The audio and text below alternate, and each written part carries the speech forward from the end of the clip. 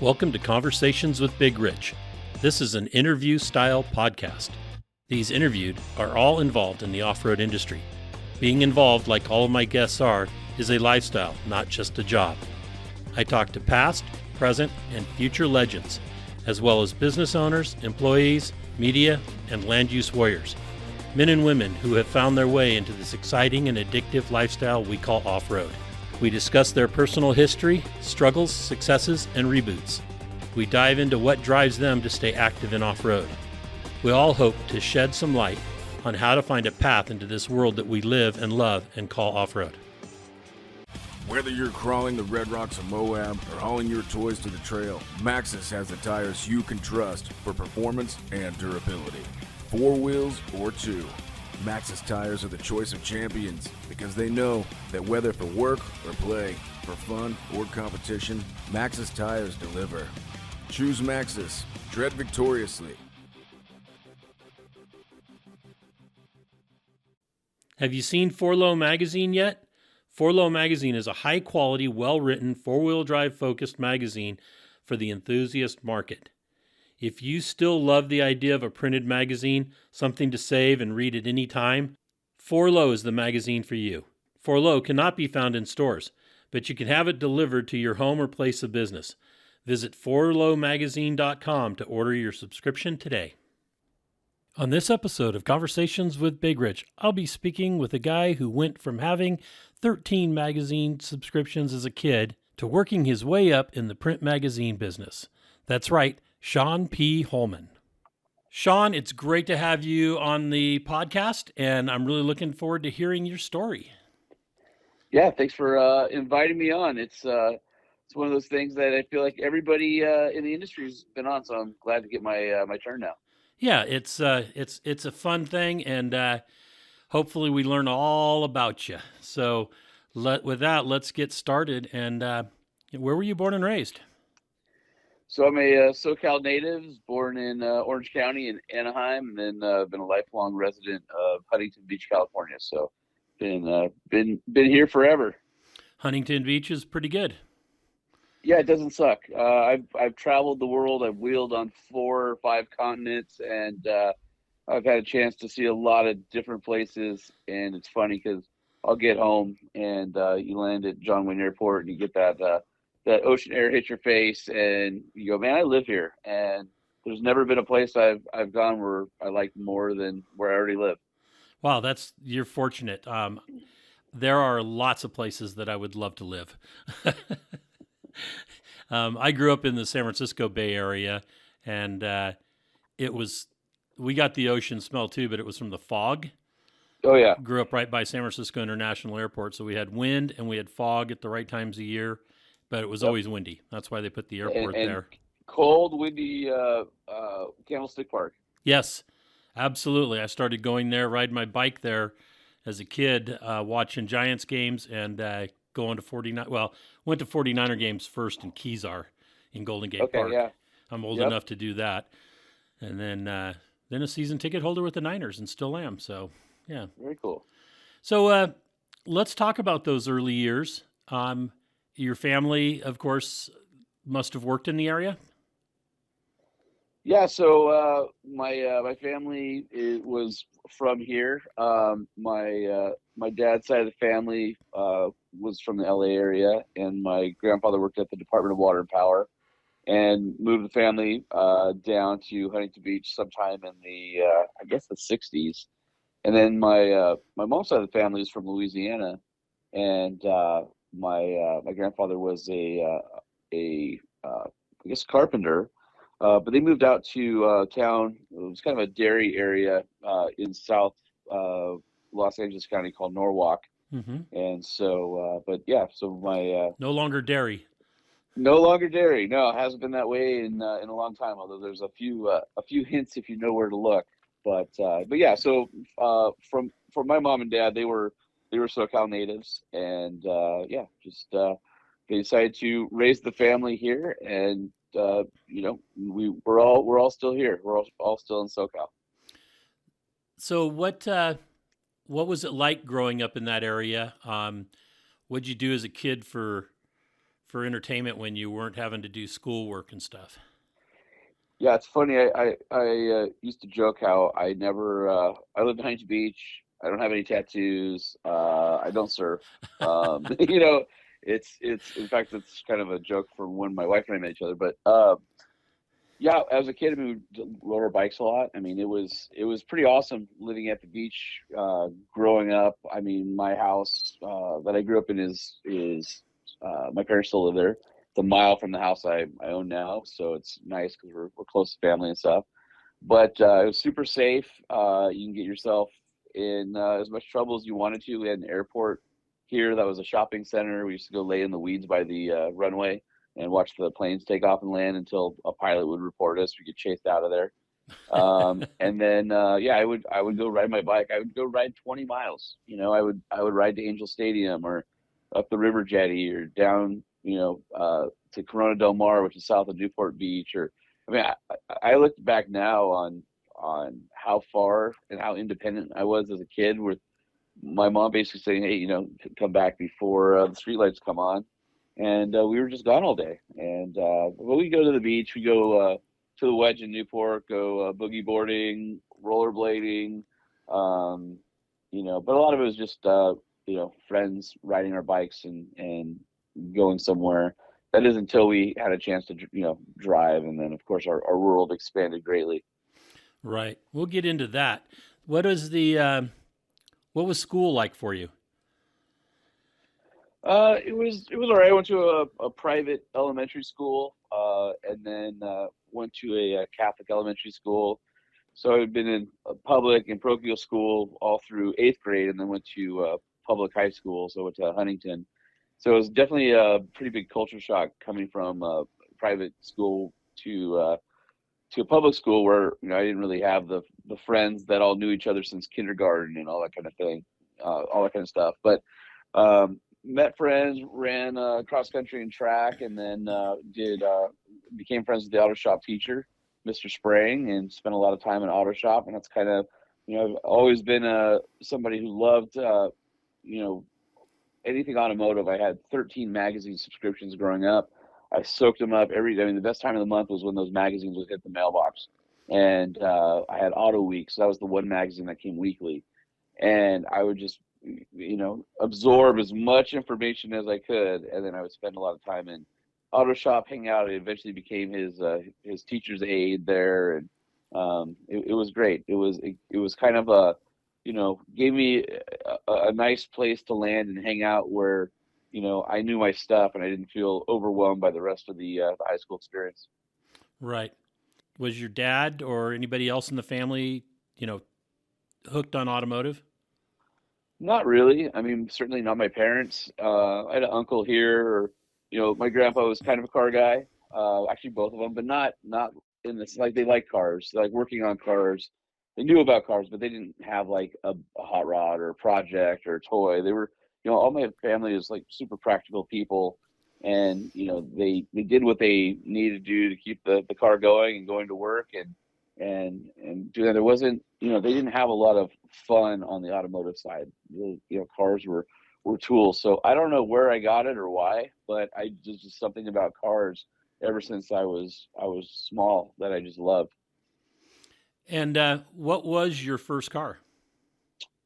My first car was a 1987 Honda Accord LXI with pop-up headlights. It was my dad's car, and he got himself a new car. So when I turned 16, they gave me his Honda, and it was great because that was the loaded version. So I had air conditioning, and I had like some pop-up headlights, had the moonroof, and in that year only the LXIs were fuel injected. So it was fuel injected, and that was my first foray into kind of modifying cars. I put some Honda Civic VX super lightweight inky wheels on it, and some different tires, and put a CD player in it, and some better speakers, and I kind of dabbled with it a little bit.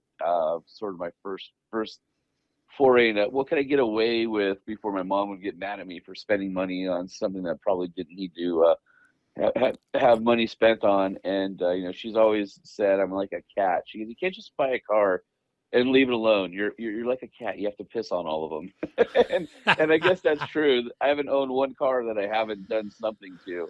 And I've owned all sorts of different stuff, and it's I worked through Auto Shop at ROP, so I worked at the local Ford dealership, and I worked at the local Honda dealership. And when I was 17 years old, so I realized when I had my Honda, the way to get discounts was to go to the parts counter on Saturday morning when the parts manager wasn't there, and it was just the counter guys. And I bring them a box of donuts, and I realized it's really cheap to buy a box of donuts, but if you bring the parts guys on Saturdays a box of donuts, they'll give you their 20% discount. And so anytime I needed stuff, and I just started hanging out there a bunch, and eventually one of the guys says, "You're here so much, why don't you just apply for a parts driver job?" And I was like, "Well, what does that do?" And so he says, "Well, we need you on Saturdays. You're already here on Saturdays." So they said, come in Monday. Here's an application. Meet our boss and bring your driving record." And so I went in on Saturday, sat down with a guy by the name of Mike Ricketts. And Mike, he said, "Well, your driving record's pretty clean." I said, "Yeah." He goes, "You're either a good driver or you're lucky. Which one is it?" And I said, "Good driver, sir." Good call. Yeah, and he asked me, he goes, "Well, do you know how to drive stick?" I said, "Yeah, absolutely." I had no idea how to drive stick. And he said, "Do you know your way around town?" I said, "Yeah, I have Thomas guides, so I'm old enough to remember those." And so he said, "All right, we start Saturday." So my first day at the Honda dealership, uh, I walked out into the warehouse. They handed me the keys to a 1990 Toyota pickup truck, white, no right mirror, no radio, no air conditioning, vinyl seats with a stick, loaded up with parts. They handed me a clipboard, and the clipboard had all the stops I needed to make to deliver the parts that were in the back of the pickup. And the parts guy said, "Don't speed, but time is of the essence. Have fun." So I got in, I rode the clutch all the way out of the warehouse onto Beach Boulevard, and of course popped it and did a big one-wheel burnout right in front of the dealership on my very first day. And taught myself to drive stick that day. And when I came back for lunch or to refill the truck, they're like, "What was that all about? You can't be doing burnouts in front of the dealership." I'm like, "Oh, I wasn't used to that clutch." "All right, well, don't let it happen again." And from there on, everything I've owned and bought new has always had a stick. In fact, I've got a Wrangler 392 now. It's the first vehicle in my entire life that I've ever bought new that was not a manual transmission. Wow. Okay. And when was your first foray into off road?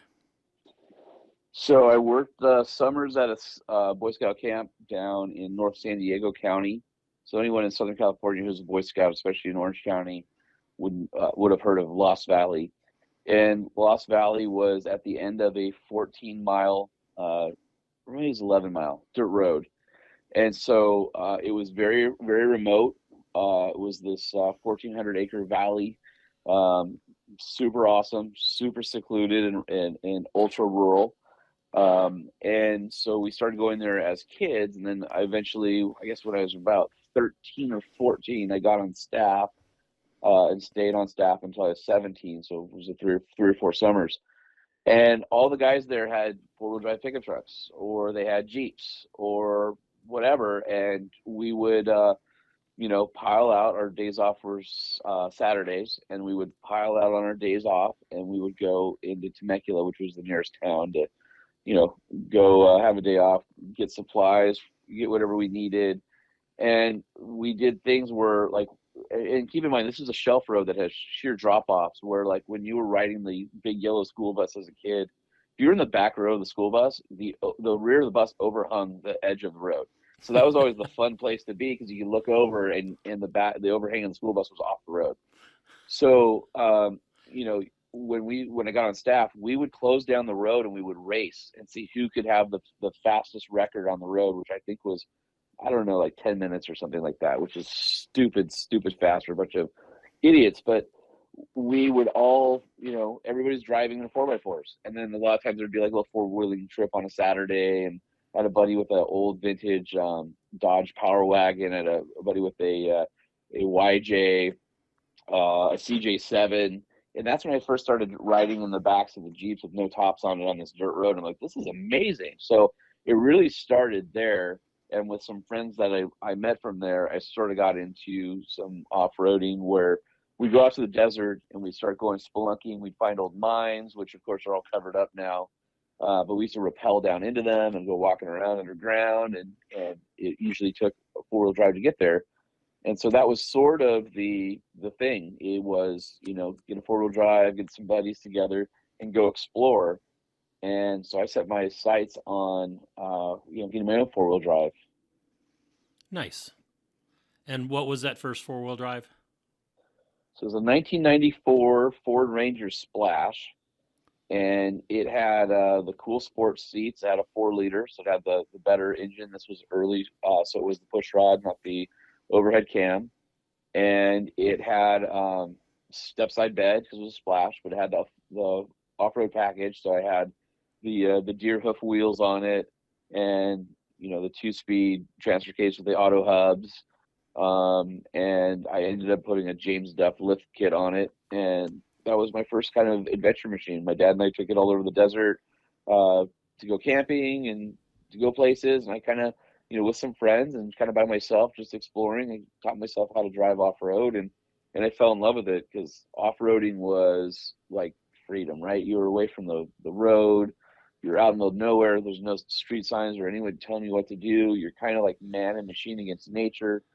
And it was one of the things where you're just like, there wasn't a better place to be free and away from people. And then I found this thing that if you are out west, or especially in Southern California, called the Mojave Road Guide. And the Mojave Road Guide was written by a historian by the name of Dennis Casebier. And basically it was the original wagon road in Southern California that started at the banks of the Colorado River and ended up in Barstow. It was 138 miles long. And in his book, he goes mile by mile. And as you're driving the Mojave Road with the guide, there are no signs. Everything's marked by rock cairns and things like that. And he's telling you the flora, the fauna, the history as you're driving along the trail. So you have to be really precise with your mileage so you don't miss anything. And it was the first time in my life that the two things I really loved the most, which were history and off-roading, kind of melded into one thing. And that really got me interested in exploring ghost towns and mines and Mojave Desert history and things like that. But I used to take my Ranger out there, and it was great. So did you ever, while out exploring, I would imagine you did it a lot on your own, just one vehicle. Did you ever have like a stuck situation or a breakdown where you were like, all right, I'm on my own. How do I get out of this? Oh yeah. I mean, I think anybody who goes off road, especially when you're young and kind of pushing your own limits. I never really got stuck a lot. But I had a few fairly catastrophic issues.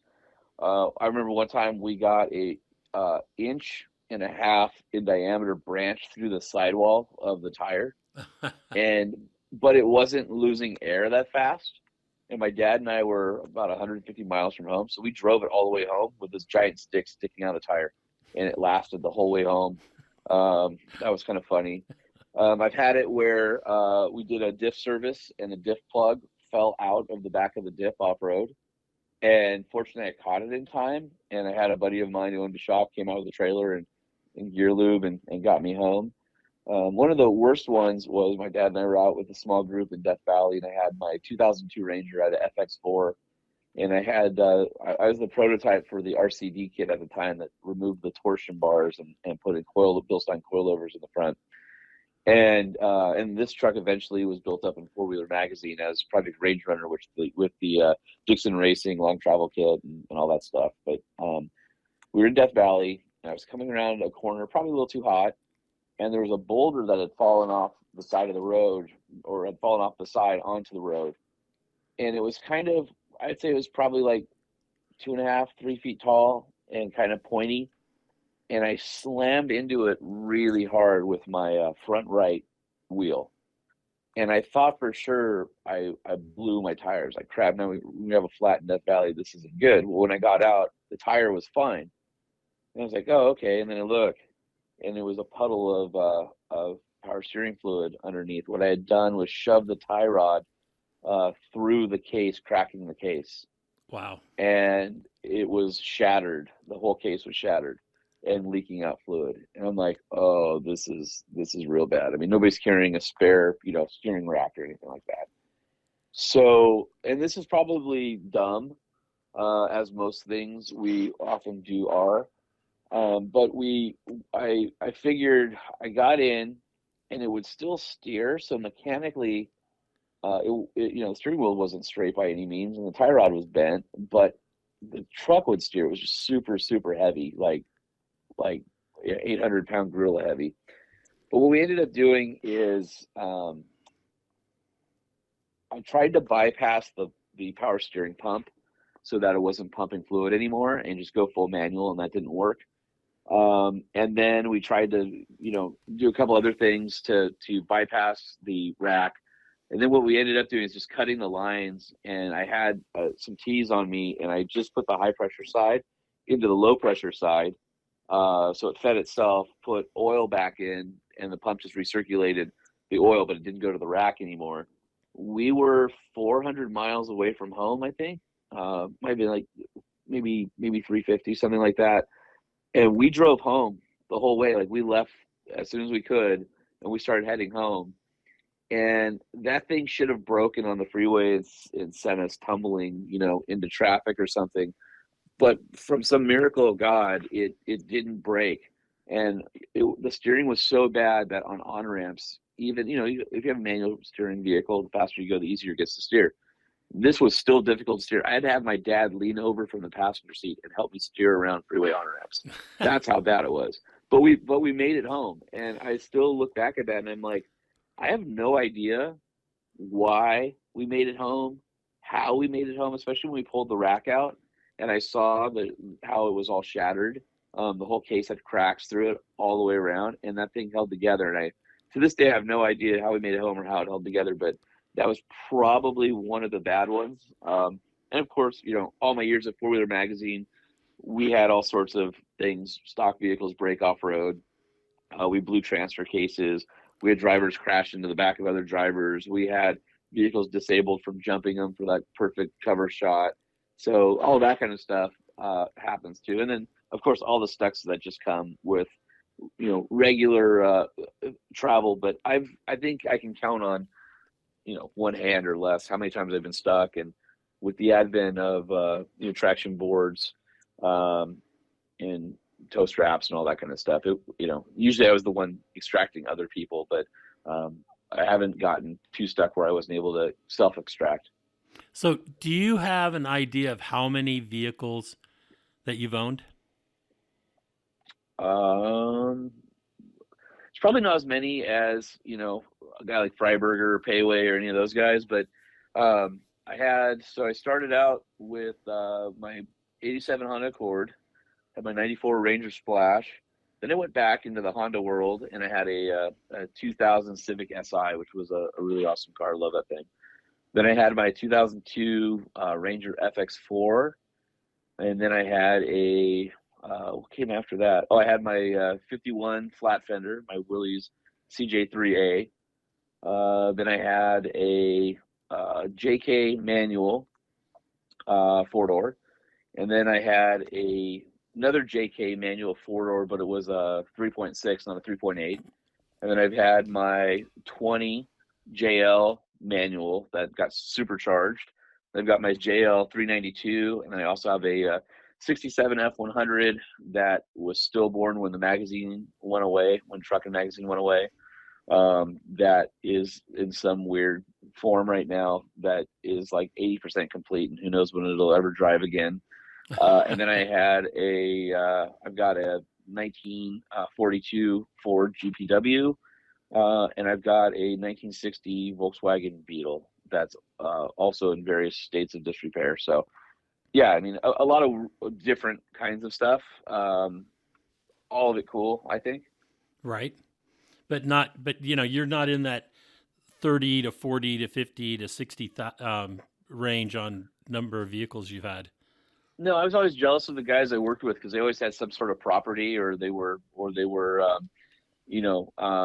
commandeered somebody else's property where they could store all their vehicles.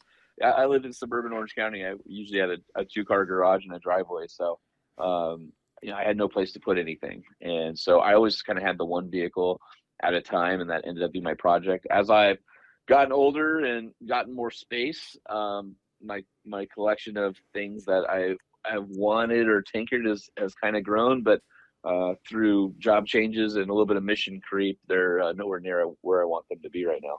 Right. So you said was that your first job at the car dealership running parts? No, my first job was out in the oil field. So Oh. if you know anything about SoCal and Huntington Beach, big oil town, oil boom town back in the early 1900s.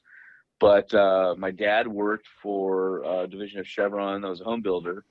And so he put me, they concocted some scheme for me to work when I was 14. I get a work permit because I always wanted to work. That was my thing. I always wanted to get out and do stuff. And my mom, I think, probably had some concerns and wanted me to be a kid for a little while longer.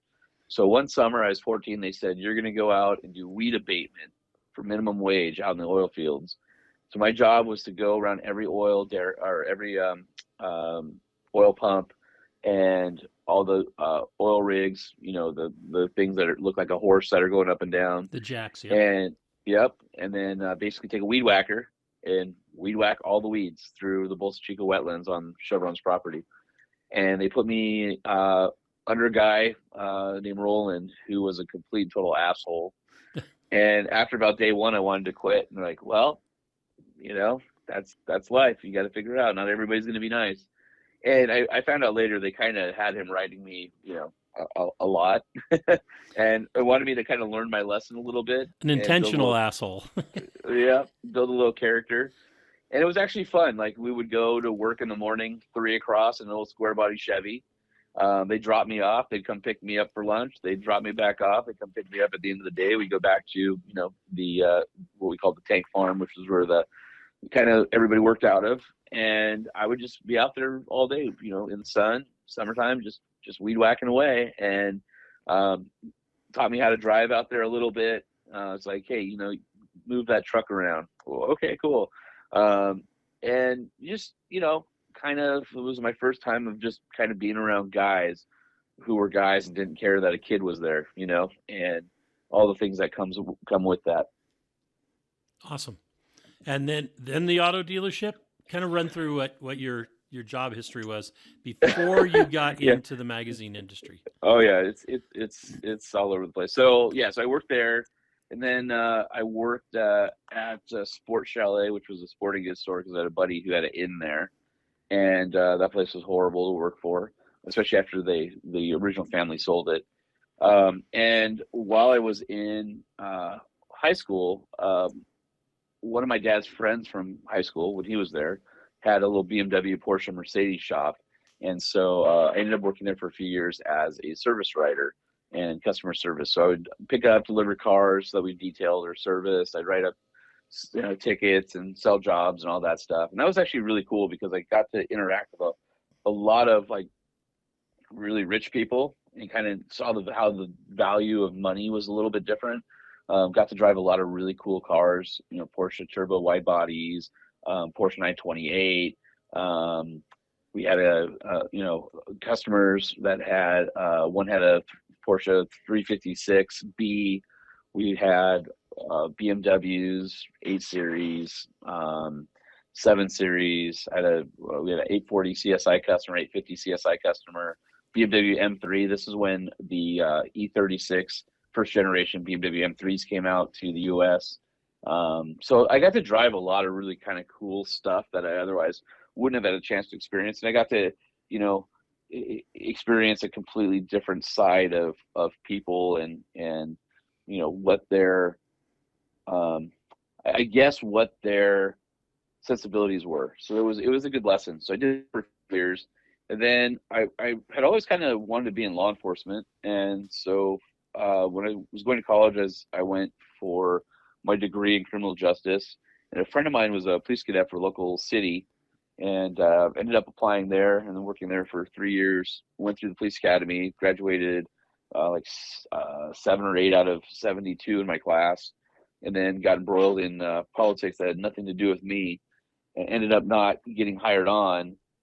So then I worked at Boeing for a little while doing fire and security. And so I was working graveyards, and I had another friend who I knew who was getting in the magazine world. He's like, "Hey, I need a freelance writer. Do you want to write some stuff for me?" So I would work at night doing fire security, and then I'd go shoot a feature or write a story during the day and turn it into him and make a little side money.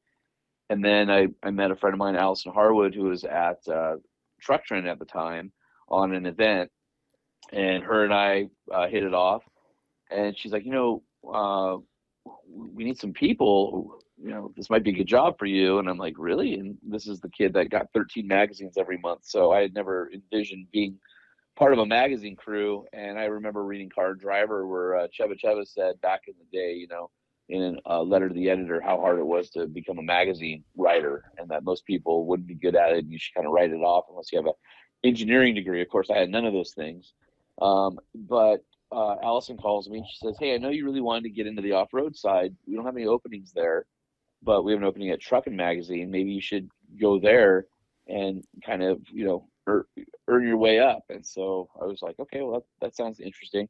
So I did that. So I started at Truckin' Magazine, kind of worked my way up through Truckin', and eventually was able to transfer over to Four Wheeler, where I was the tech editor at Four Wheeler for I think 7 years. And then I went to I was the editor-in-chief of Diesel Power Magazine. I ran a bunch of SIPs like 4x4 Garage, and then got control of the truck group, which was Truck Trend, Truckin', Mini Truckin', Diesel Power, and then eventually took over the off-road group as well, which was Four Wheeler, Peterson's Four Wheel Off-Road, JP. And then, at the end of my career there, I'd been there for 20 years. And I was overseeing all of the truck and off-road magazines on the editorial content side when they decided to kind of disband or dissolve that part of their business, which is still sad because Four Wheeler was one of my favorite magazines growing up. I spent, more than a decade on the magazine, and I oversaw the 60th anniversary, which is one of my favorite issues I think we'd ever done. And at the end of that year, they pulled the pulled the cord on it. And that was tough. So going through the amount of time that you were there, you saw a lot of different owners. Seven different owners in 20 years. Yeah. Yep. What was it like every time that you had a new regime come in and somebody else signing a paycheck? What was it? What was it like? What was the head trip like? Yeah, we used to joke around because we couldn't remember, somebody go, "Wait, what owner was it?" So we used to call it Pepsi 10. So it was Prime Media, EMAP, Source Interlink, the Enthusiast Network, which is known as 10. And that's kind of how we could remember, the different owners. But it was Peterson, EMAP, Source Interlink, and then there's also the Orange County magazines, McMullen Argus, that got sucked into that as well. And then 10, then the Enthusiast Network, then we got bought by Discovery in a joint venture, and it was crazy. Like we used to joke, I think it was Johnny Hunkins who, if you are in the magazine, fandom, Johnny from Hot Rod, and a bunch of other of the car magazines. I think he said it best. We have the best job in the world, one day at a time. And that was really the sentiment, was this could end at any moment. And people used to ask me, they go, "Well, do you worry about your job?" I'm like, "Yeah, only every day." I was one of the fortunate ones to have a lot of longevity in there, along with, the Rick Payways and Christian Hazels and Fred Williams and Ken Brewbakers of the world. We formed I think a pretty tight, friendship, most of us over the years. But it was tough. And every time it's like, oh boy, here we go, because it was every year and a half, 2 years, we were back off to the races. And every time somebody bought us, it was over leveraged again. And so that meant, cost cutting. And when I started, Truckin' Magazine was making, more than $1 million an issue in ad revenue. We were rolling in money. You couldn't do anything wrong. Our expense accounts were stupid. We'd go somewhere and we'd come back with $10,000 or something, and they didn't even look twice at it. Toward the end, you'd have to justify every gallon of gas you put into a tester. And so, seeing the erosion of, financial security over time was tough. But the thing about that place is, even though the owners changed, and a lot of times the technology they tried to change or the way they delivered things tried to change, the people were always the same. And that was the one thing to hold on to, is we had really great people. And it's one of those things where I look back and I'm so fortunate to have friendships and know all these guys. And we went through the ringer together a lot of times. It wasn't as much fun as we had and as cool as the things we had to do. We didn't get paid very, very well. And it's a lot of toll on your family, because there's a lot of travel and places you're expected to be. And, there's days, where you'd grind and you may work, 20-hour days for 2 weeks or be on the road. And I don't think people understand. They get the glamour side of it. Like, man, that's so cool, which it was, don't get me wrong. But it also took a little bit of a human toll too, because we were doing it for the love of it, certainly not for the money of it. Right. But that's what makes it special. Sure. If you're at a job or you're doing something that the money's just stupid, and I don't think you appreciate it, the experiences that you do when you toil, but you're doing it out of the love of it. That's how my career has been. And anytime I made a lot of money, I hated it. Yeah. And I walked away from a really good, possible career. It was a great job. It was a possible career, and I just said to hell with it. Threw keys on the desk and walked out and started putting on rock crawls, just because I hated myself. I hated what I was doing, and I hated everybody around me because of it. It's tough. People don't realize that side of it. And then, as time went on, the corporate policies got tighter and more restrictive, what you could say, what you could do, where you could go. And the freedom wasn't there anymore. And, that's everywhere in corporate America anymore. But it was especially noticeable in, this role, just because we had a lot of autonomy, and, we were allowed to experiment and do a lot of different things. And for a long time, we couldn't do any wrong. Like, it was a lot of fun. And I think people appreciated what we did. Some of those guys went on to be, stars with TV shows and things like that. And some of them kind of, quietly went off into the night, and you don't really hear from them too much anymore. And everybody's sort of a little bit different. But we really had it good. I mean, we had a great time. And, the amount of industry friends or people I run into even now who are like, man, I love reading your stuff, blah, blah, blah. That to me is always such a nice compliment to hear, that somebody remembers your byline. Because it's really easy to read a story and go, oh, it's four-wheeler, or it's Peterson's, or it's JP. But it's another thing when they remember, dude, I look for Kappa's story every month. I look for, Hazel's story every month. I like that person's writing style. To me, having your own fans, because people recognize the difference of what each of us brought to the table through our own experiences. Kappa is super opinionated, and he would fire a lot of people up. Hazel really? is super knowledgeable. I never noticed that. Hazel is super knowledgeable, right? And he's an encyclopedia of information. Vern is like the mad scientist who is putting Toyota axles under Jeeps and doing weird stuff because he's got some harebrained scheme, and then it works out, and you're like, I can't even, how did you even think about that, right? And Payway obviously is Payway and has a gazillion years, and if knows flat fenders inside and out, and is another guy with lots of knowledge. It's just it was a really great experience from that standpoint. And I was just again loved hearing when people said, man, I look for your stories, or I've been reading you for 20 years or whatever, or you helped me on a project and you didn't even know it. I love that kind of stuff. Right. One of the things that the editorial staff, like you were talking about, was just phenomenal, and it hooked a lot of people into the world of off-road before they actually became true enthusiasts. Somebody may have had a Jeep or a four-wheel drive truck or whatever, and the writing captured captured something in these people that drove them to the next step.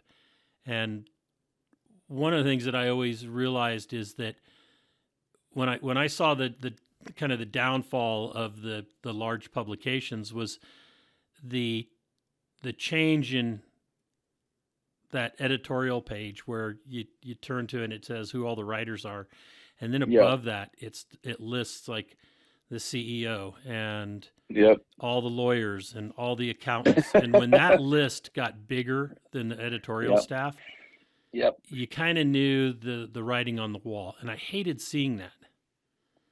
Yeah, that's the good old masthead, and you could see, and a lot of times we shared resources between titles to try and keep a smaller title propped up longer.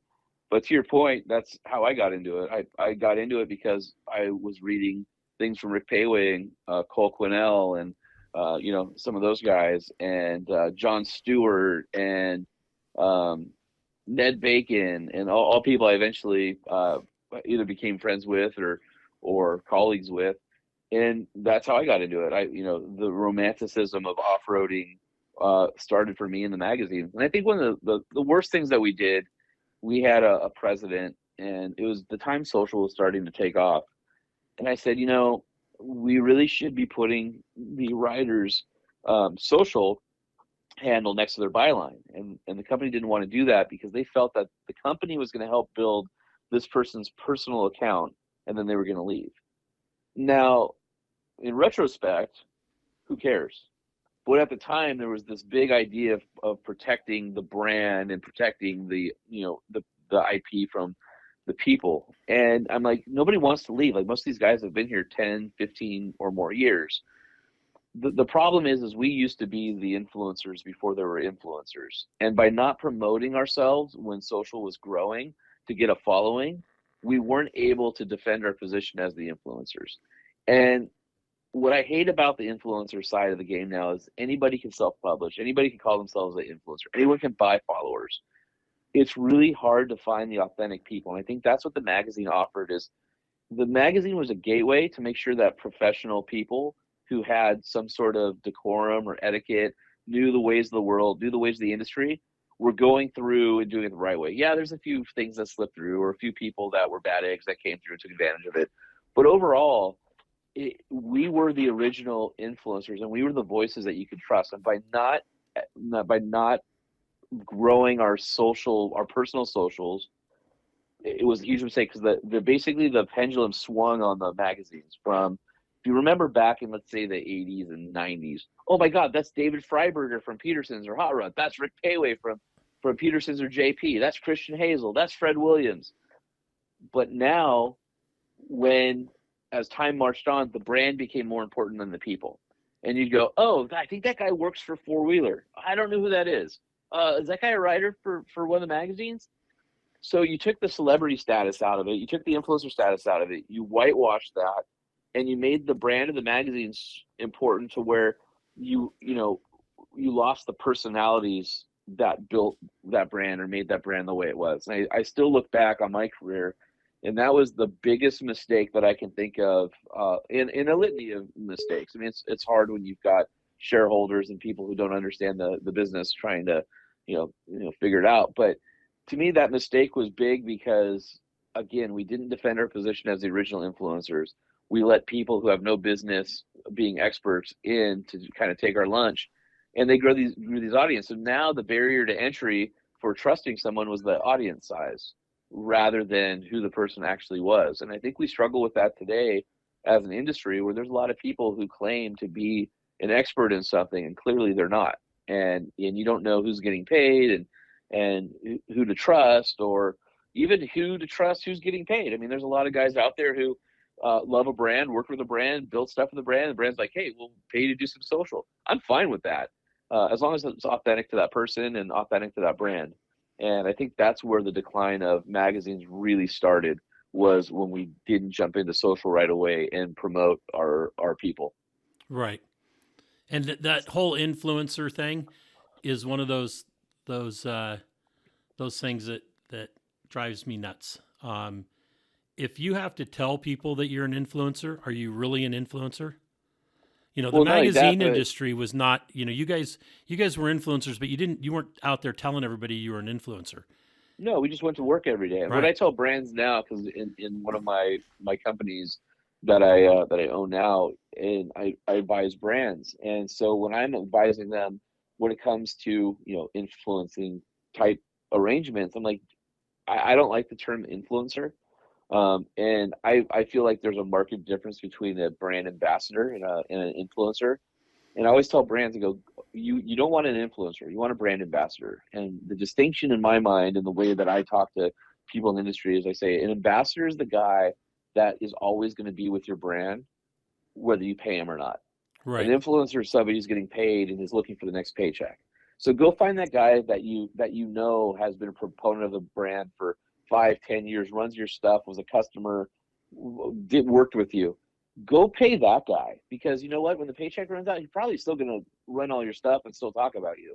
But if you can have a relationship in the meantime that makes sense for both of you, like, go after that. Don't worry about the guy that has 1 million followers paid for by the Bali, paid for and got from the Bali bot farm.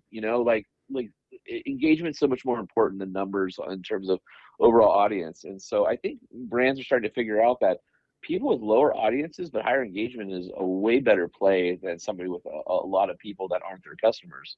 And I just think that the brand ambassador thing is a distinction that matters.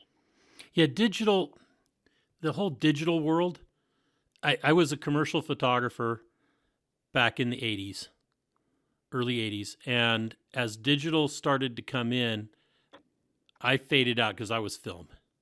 And what I saw is that, as I was putting together product brochures and catalogs for people and advertisements and setting up in a studio and shooting Polaroids to begin with and making sure the lighting was proper, and done right, that these companies would just, go out and buy a digital camera and hand it to somebody in there and say, here, go put this on the workbench and take a picture of it. Yeah. And it was like, okay, you guys have just, you're not presenting your product, to the fullest, all that kind of stuff. And it was cheaper, Yep. and so everybody became a photographer because of the digital and the computer, digital Well, and I cameras and computer. remember when we started the magazine, we were we had film and we were doing light tables with loops. I mean, we Yep. had to wait for the film to come back from a big show that we were at, and we were sitting at the light table to see what our depth of field and sharpness was. And when we went to digital cameras, our first digital camera company wide was a Canon 10D, which was a nice SLR, but it didn't have the processing power, and the sensor wasn't enough to pull out anything from the shadows. So you would lose the tread inside a wheel well, or reds came out orangey, so they need color correction at the end. But that was our first foray, and from there on, we stayed digital. And I remember being a part of what we called the Digital Implementation Committee. And there were some good things about it. Obviously, the price of film and developing was a line item that could just disappear. How fast you could get your photos, turned around, faster for stories. So there's a lot of convenience that came with it. But once the iPhone cameras started getting, or the cell phone cameras started getting, as good as they are with, 10 plus megapixel sensors and things like that. I remember the first time that we were able to shoot a cover on an iPhone, and it was an action shot that came out really good. And we're like, can we blow this up? Because we were using a program I think called Genuine Fractals, where we could kind of upscale something that, and it was good enough for the print quality, and you couldn't tell that the photo had been upscaled. And when that technology hit and we could start doing covers, we were grabbing all sorts of interesting shots that came from a cell phone. And yeah, I mean, that changed everything. Right. But you guys you still had an eye for what you were shooting. Absolutely. Yeah. No, you have to have an eye. Lighting still matters. Positioning of the vehicle still matters. High Right. noon versus golden hour still matters. Like, there's still tenets of photography that an iPhone can't fix, that you still have to, you have to understand studio lighting and, all that kind of stuff. So absolutely, that never goes away, but the technology made it more accessible to anybody. Again, it goes back to self-publishing. Self-publish your picture, you can self-publish your article, you can self-publish your expertise, but there wasn't a gateway anymore of who the experts could be. Right. And so I don't mean that. I don't want that to sound like sour grapes, right? I'm not saying, oh, well, Joe Blow has nothing. No, there's a lot of great people out there who self-publish, have a YouTube channel or whatever, who are phenomenal.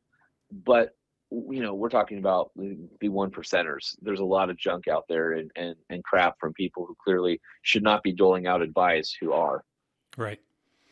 Exactly. What we do is, especially for our feature stories, not so much tech. I've got a really good tech writer, somebody that knows what they're doing, has been around it forever, and kind of is one of the disciples of Payway and that whole Arizona crowd. But the storyline stories that that enthusiast involvement, going to trail rides, that kind of stuff. Obviously, I can't do it all, so Yeah. It's we use the enthusiasts that are out there, and we say, hey, you're going to this event. Do you want to shoot it and get it in the magazine? Do you want to write it? And they're always like, well, yeah, okay. How do I write? And I said, write from your heart. Yeah. What is it that drives you to be at that event? Give me your passionate view of it. And what was it like in those early days when you were writing for Truckin', or before that? That how is your writing style? Has it always been the same, or was there somebody out there that said, hey, think about this and do it this way? No. Honestly, writing has always been a strong point. I think just because I read so many magazines growing up, I kind of had an idea of how magazine writing should be. So I never had an issue. In fact, I was always the one helping other people clean up their stuff. I oversaw freelancers for a long time. And you know what it's like overseeing freelancers. Every freelancer thinks that they're the world's best and they've been published 400 times. And then you get their rough work and you're like, oh, shit, I got a lot of work to do here. Right. But I mentored a lot of people in writing. I from the beginning, never had an issue with that personally. It was always a strong point in my mind. Even when I worked for the police department, writing reports and stuff was in the academy. They were like, well, one of the things that is hardest is to learn how to write a good report. And so I would help people write their reports and stuff like that too. So it's funny because everybody assumes I'm an English major, or that I love writing. I don't necessarily love writing. I enjoy it. It's something that I think I've built a career out of and I'm good at, but I'm not, I'm not looking to be like the world's next novelist or anything like that. I just have a really good knack for rearranging sentence structure, making things flow, building a narrative, making the narrative make sense so it flows through for the reader, so that there's no jarring echoes, or there's nothing that brings you back to 3 paragraphs before that you're like, why is this sitting here? So I always understood that, but I really think it was just from being from the student of reading, the final product from all those magazines I got as a kid. Okay. And what would you say? I know you said your favorite issue was that 60th. What was your favorite story that you ever worked on, or was there something that just stands out in your mind? I would say probably the original Raptor, because there's a whole story that goes along with it. If it weren't for essentially partially my responsibility, Raptors is even a thing today. And so that sounds like, oh yeah, right, sure, buddy, you kept the Raptor alive. But the story behind the Raptor is back in about 2007. I had a Mr. X email me and say, hey, you should really keep your eyes open for something from Ford called the Raptor. And if you remember the supercar concepts at the time, the Cobra, the GT, their code names were Daisy and Petunia. Well, apparently Ford did that because they didn't want people looking at the global calendar and going, oh, what car is that they're working on? They're like, if we call it Daisy or Petunia, they're not going to think it's some rad, revival of GT or Cobra. They're going to think it's some like Ford Fiesta or something. Well, the Raptor program was named Raptor. So there were some people that caught on early. And so I started had some Google searches and stuff set up. Long story short, I figured out Raptor was the replacement for Lightning. And keep in mind, this is the 08, 09 timeframe when Ford was contemplating bankruptcy. Instead, they leveraged the Ford brand while Chrysler and GM took bankruptcy. And so I was at the Detroit Auto Show, January of 09, sitting across from Matt O'Leary, who's the chief engineer for the Ford F-150. We're at F-150 dinner. And Pat Schiavone, who was the designer at the time, the head designer on that side of the fence, comes up to me and goes, "Dude, you're not going to believe what we have." And I had kind of like tertiary knowledge of the Raptor, but I didn't know much about it. I just heard some rumors. And I go, "Oh, is it the Baja truck?" And he looks at me and goes, "How'd you know?" And at that point, that basically solidified in my mind that this thing was real. And I didn't know it was real at that point. So on the back of my business card, I wrote, "I know, period. I think it's cool, period. Tell me how I can help." And I slid it across the table at dinner to Matt O'Leary. He picks it up, looks at it, reads it, looks at me and shakes his head no. And I'm like, oh, this thing's real. And all of a sudden, their PR person flies from the other side of the table over to me and says, "Hey, can we talk for a minute?" And I'm like, "Yeah." And she goes, "Listen, you know the rules. We don't talk about future programs." And I said, "Okay, I get that, but I know. So either let's sign an NDA right now, give me the print exclusive on it. I'll go on your timing, but you bring me in under the tent early." And they said, "Well, no, there's no way that's going to happen. We don't talk about future programs." I go, "You're going to force my hand because I, as a journalist, need to talk about it." "Well, you're going to have to do what you need to do for your job, and I got to do what I need to do for my job." And that's how we left it. So I shared a vehicle ride home with Mike Levine, who was at pickuptrucks.com, who owned pickuptrucks.com. And he's now the head of U.S. communications for Ford now, because we were so pervasive in getting Ford information early that they just hired him, which is hilarious. But back then he was a journalist. And so we shared a ride home back to the hotel. I said, "Hey, I need your help on something. You're going to love it." He's like, "Yeah?" I go, "I'm going to post something on fourwheeler.com on Friday at 6 p.m. that you're going to want to put out on pickuptrucks.com. He's like, "Really? What is it?" And I said, "Just trust me on this. I'm not telling anybody else. This is for you if you want to jump in." He's like, "Okay." So on 6 p.m. the following Friday, where it's 9 p.m. East Coast time, knowing that those people are winding down for the week and probably most of them sleeping or drinking or whatever you do at an OE on a Friday night, I put a blog post on fourwheeler.com that talked about the new Raptor desert truck. And there are 8 things about it that I said that we thought were coming, like kind of teased. Like, it's going to have this kind of engine, it's going to have this, it's going to have this, it's going to have it. So I knew for sure I was right about 3, maybe 4 things on that list. Turns out I was right about 6. Nice. And Mike calls me, he goes, "Dude, are you kidding me?" I'm like, "Yeah, post it." So he does. So now fourwheeler.com and pickuptrucks.com have this story on Friday night that starts going viral. Within 10 minutes, 15 minutes, I had Ford people calling me, telling me I would never be another Ford program ever again. How could I burn them? Never be trusted. You're dead to us. Way to go. I mean, just on and on and on. It was really bad.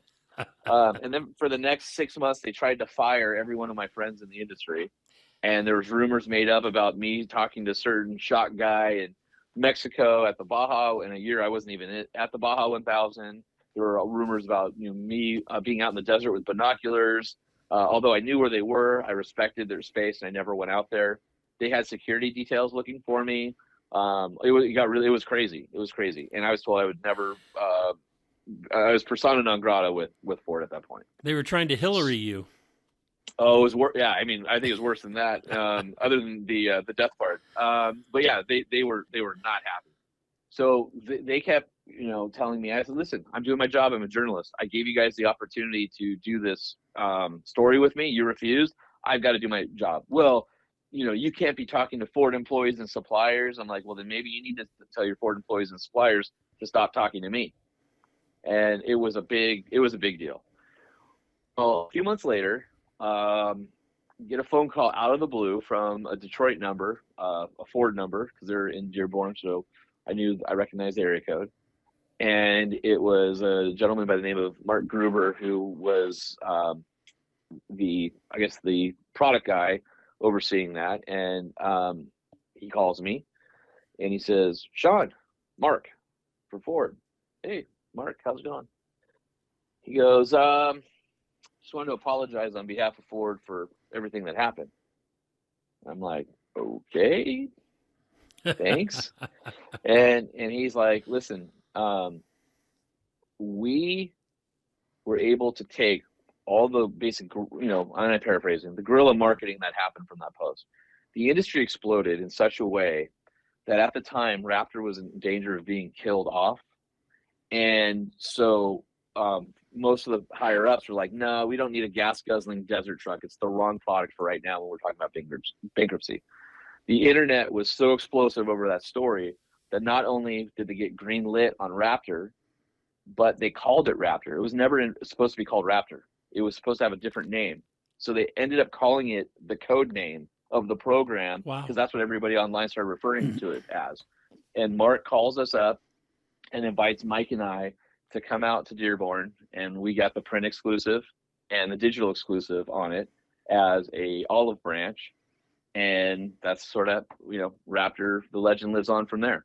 So every time I see Raptor, there's always gonna be a soft spot in my heart for it. But writing that first story, being the very first journalist to lay eyes on it in a studio and bring that to the masses, was probably my favorite story, because I was so personally involved in it. It wasn't just a standard, lots of manufacturers are like, hey, we'd like you guys to come out and see this first. That's always special. That'll never not be special. But this one was special because of the story behind it, the cloak and dagger, the secrecy behind it, and to finally win Ford over and be told basically, hey, you helped us save this program. We want to give you, reward you and make peace with you by bringing you in early. That was special. That's awesome. I remember all that going on, and I've been a Ford Raptor fan since day one, but I could never justify owning one because of my lifestyle and the way I traveled, putting on events and on the road all the time and having to carry all the equipment. So the semi truck made so much more sense, and big trailers and things like that.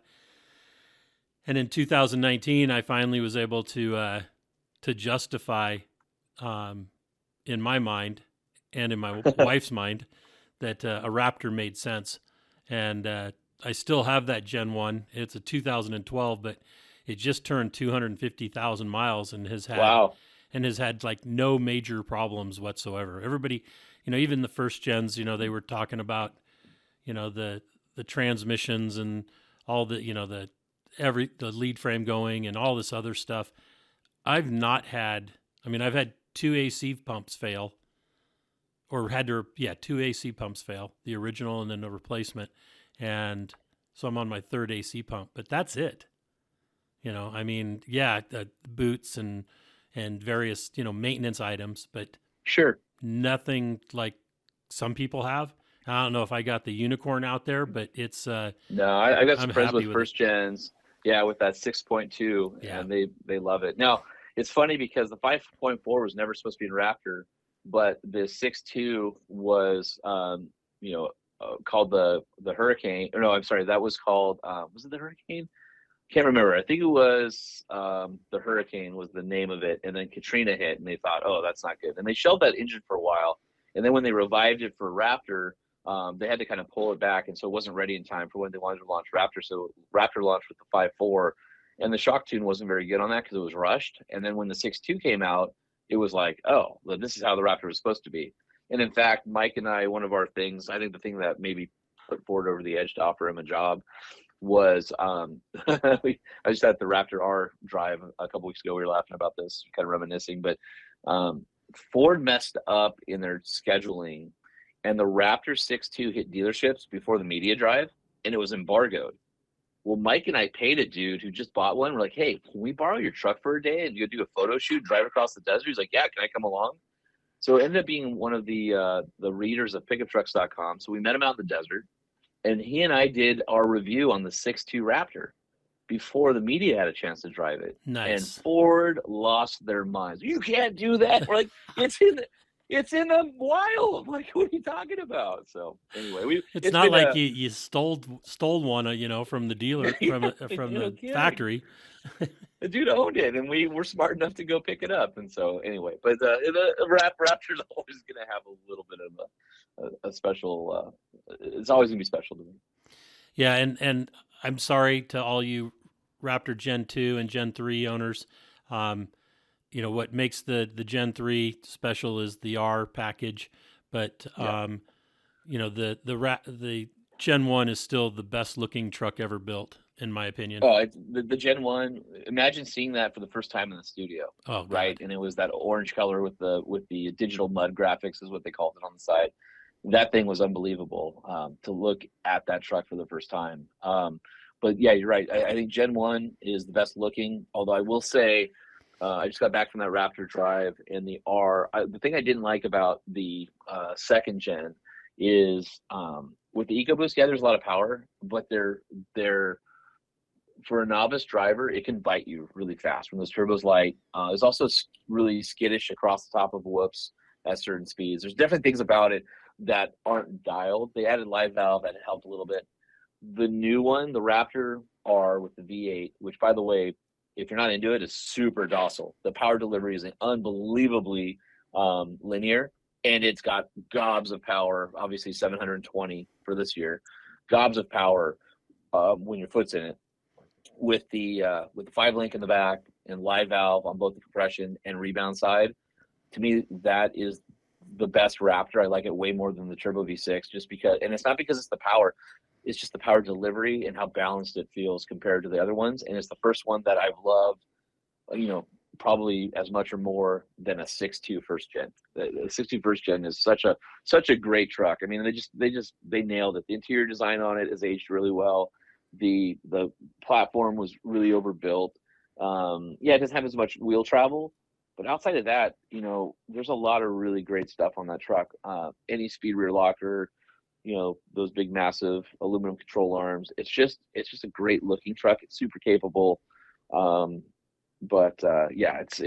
Gen 1 6.2 is definitely one of my all-time favorite pickup trucks. Yeah, I'm always amazed at when I go through any drive-through, whether it's coffee or In-N-Out or whatever, and there's kids, that are working there, male or female, look over and say, "Wow, that's a really gorgeous truck."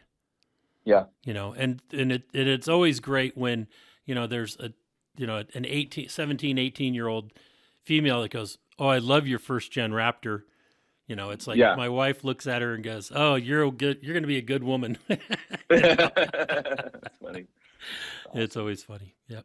So then, did you know Cliff, Irie from Ford? Yeah. Okay. Yep. Absolutely. Yep. Yeah, he's a good friend. Ford won't let him do the interview though, do the podcast. Oh, really? Yeah, because he's still he's one of their gurus for he cruises all the social media to make sure that the right information is out there. Yeah, I haven't seen him in a number of years, but he'll know who I am. I think Cliff was probably well aware of the Raptor issue back in the day too. Right. Oh yeah. So what are you doing now? Let's talk about that.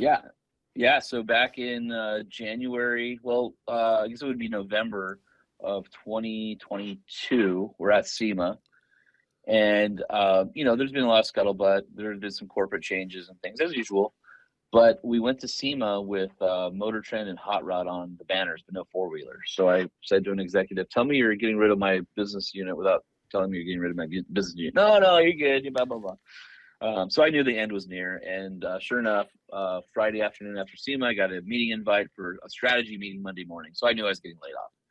And so that happened. We came in Monday, I brought my laptop in, and they said, "You won't be needing that." I went, "Okay, all right, guess I know what we're doing here."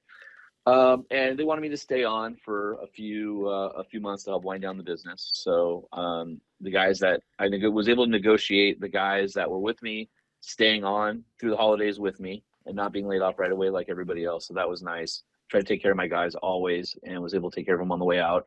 And then I also was able to get the Truck Show podcast which I launched and started at Motor Trend. And as part of me staying on, they signed that over to me. So I own that wholly now, which is great. So we're in our sixth season, going into 7, and we've got just short of 2 million downloads and about 350 episodes. And we do it bi-weekly right now. So we do a long form on Monday and a short form on Thursdays. And I do it with a buddy of mine who was in radio. He was at 106.7 K-Rock here in Los Angeles for 26 years or something like that. So we basically talk about everything trucks. So lifted, lowered, classic, old, news, a lot of interviews with executives, or a guy who's building a widget in his garage, or somebody who went on a cool trip. I mean, all sorts of stuff. It's really wild. We just had Douglas Brunt on last episode, who is Megyn Kelly's husband. You might know her from like the political side of the fence, Right? But he's a novelist, and he just wrote a book called The Mysterious Death of Rudolph Diesel. So for all of you guys out there who are diesel fans, it might be a fun one for you to listen to. He was repowering a boat, learned about diesel, did a little research, found there's this mystery around the death of diesel, some controversy.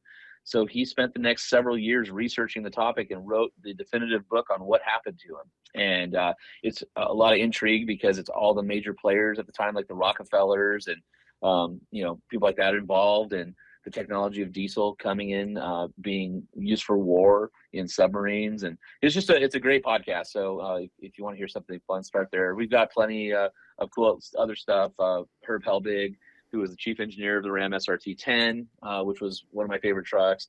We've had all sorts of industry racers, Brad Lovell, Scott Birdsall, people who are friends of ours, Aaron Kaufman, who is known. So the catalog's deep, lots of great stuff in there. Check that out. So it's wherever podcasts are found. So, Google, Apple, Spotify, all that stuff. And then, so I was able to get that from Motor Trend proper when I left, which was awesome. I have to say, as much as it sucks to get laid off, they're very gracious to me and gave me the opportunity to go out and kind of do my own thing. And so leading up to my layoffs, there were some other Motor Trend alumni who had decided that they wanted to launch an off-road magazine. And we had all launched Recoil magazine. So if any of you guys are gun guys, I'm sure you have gun guys listening, and you're familiar with Recoil, the same team that launched Recoil magazine was essentially on their own saying, hey, let's do Recoil magazine in the off-road space. And so they launched a magazine called Outdoor Vehicle Recreation, or OVR. So it's anything wheel-based, adventure, activity, anything like that. And so I'd kind of been consulting and advising them for a while. And they said, come on over, come work with us. I'm like, no, I like, the devil, I like having a steady paycheck. I would love to be an entrepreneur, but I'm not ready for that. So they found out that I got laid off right before the first issue was about to come out. And they said, well, when are you coming over here? What's it going to take? And I said, well, it'll take equity. And so we figured it out as the last partner added. And it was kind of, to their point, sort of the missing piece where I brought a lot of industry contacts, and, the editorial side kind of bolstered that. So myself and Jerry Sy, Jerry's the editor and I'm the editor at large. We've got a big freelance pool, but it's a big, beautiful magazine, same size as Recoil, rough cover, thick paper. We're available at Barnes & Noble, Books A Million, and now we're on a trial run for, I think, 46 or 50 Bass Pro Shops and Cabela's in the country right now. Or you can find us at ovrmag.com. We have a new issue every other month. And then I was kind of starting to get ready for the layoff. I started, registering some LLCs and stuff. So I formed an S Corp called Use for Adventure. And so with that business, that wholly owns the Truck Show podcast and my LLC Truck Famous, but that's my main entity. And so in that entity, I do some marketing, freelance for a lot of people. I write press releases. I do some adventure guiding for corporations. And I help with like go-to-market strategies and things like that for companies in the off-road space that want to come out with new products, don't know how to do it, or need some advice on how to get some opinions on what they're working on before it goes out, or need help with 5-year plans, things like that. So I've kind of taken my my experience and parlayed it into being able to do something different every day, which is what I love to do. So I've got 3 businesses, and I'm insane for doing that. So it's crazy. And How about family? I know that you're sitting right now. You're Oh, yeah, stay-at-home dad today. my wife is at work, and our youngest just graduated from kindergarten yesterday, so she's home with me. And then my oldest will be 17 next month, and she just started driving. So it's crazy to have a 6-year-old and almost 17-year-old. And if those parents out there know that their lives are completely different, where they need to be is completely different. And so it's kind of crazy. I feel like I've just shuttled people around all day long. So I'm really excited for my older daughter to start driving, and then I coach little league girls softball in my free time, which I don't know if I have any free time anymore, but I definitely keep myself busy. Love my kids and my wife, and able to do family stuff. My new job situation allows me to be home a lot more. I don't go into the office. As part of taking over the podcast, I actually built a podcast studio in the backyard, so can use that as my office. So I'm around a lot more now than I was when I was at the magazines, and it's great because I can be there to spend more time with my kids and all that. So I'm still trying to find work-life balance, but at least I feel like it's more in my favor now. Excellent. And any words of wisdom to anybody that wants to get into the automotive or off-road market, stepping up from an enthusiast into the profession somewhere, or into the industry? Well, I would say if you're a young person, do whatever you can. Go sweep a floor. If you are trying to get into something, go to your local shop and ask them if they'll mentor you if you do work around the shop for free. Start doing that. Show them that you're passionate. Sweep the floor. Help them out. Prove that you are worth the time it would take to teach you. And don't approach it. I think too many people, will go to college and think, well, I should be CEO because I have a degree. And that's not how the real world works. And you have to earn it. And you earn it by building relationships with people. And the best things that have ever come in my life have been because I built a relationship with somebody. And so build those relationships. If you're older and you're thinking like, career change, or you want to do something different, I would say it's really easy to be safe and comfortable and take that paycheck and be it's the same place for 20 years like I was. But it took the universe kind of kicking me out of the nest a little bit and saying it's time for you to fly, little birdie. If you have the ability to take a risk, we're not getting any younger. As you get older, especially with your kids and family, things go by a lot faster, and you're gonna miss that window. And if you even have an inkling now and you're in the window, jump through it. Take the opportunity, because those other jobs will always be there. And that's what I told my wife. She says, well, when are you gonna get a real job? I said, well, give me a year. Those other jobs will be there. Let me see what I can do on my own. And I'm a year and a half in, and I'm still doing my own thing. So just believe in yourself, believe in that it'll all work out, and make relationships, real relationships with people, and prove that you're worthy of their time and effort. And there you go. Sean, thank you so much for spending the time and talking about your life and your history, and I really appreciate it. I know that I've known your name and known about you for a long time, and just recently we got to meet in person, and that was a phenomenal experience, and I'm glad that that happened. Yeah, thanks for having me on. I always love doing podcasts and talking about the industry, and likewise, I've known your name for a long time, and I feel like kind of passing ships in the night a little bit. We've both been around the block in the industry for a long time. For some reason, hadn't met until now. So thank you for the kind words, and thanks for the opportunity to be on the show and be able to talk to your audience and just let them know a little bit about my background. Excellent. And make sure you go take care of that young daughter of yours, and keep the wife happy so you don't have to get a real job. Yeah, exactly. And good luck in the future. And anything that I can do to help you, and you just let me know. Really appreciate that. Thank you. All right. And I'll let you know when this airs, and hopefully you'll share it. Absolutely. Okay. You take care, and thank you so much. Thanks, Rich. Well, that's another episode of Conversations with Big Rich. I'd like to thank you all for listening. If you could do us a favor and leave us a review on any podcast service that you happen to be listening on, or send us an email or a text message or a Facebook message, and let me know any ideas that you have, or if there's anybody that you have that you think would be a great guest, please forward the contact information to me so that we can try to get them on. And always remember, live life to the fullest. Enjoying life is a must. Follow your dreams and live life with all the gusto you can. Thank you.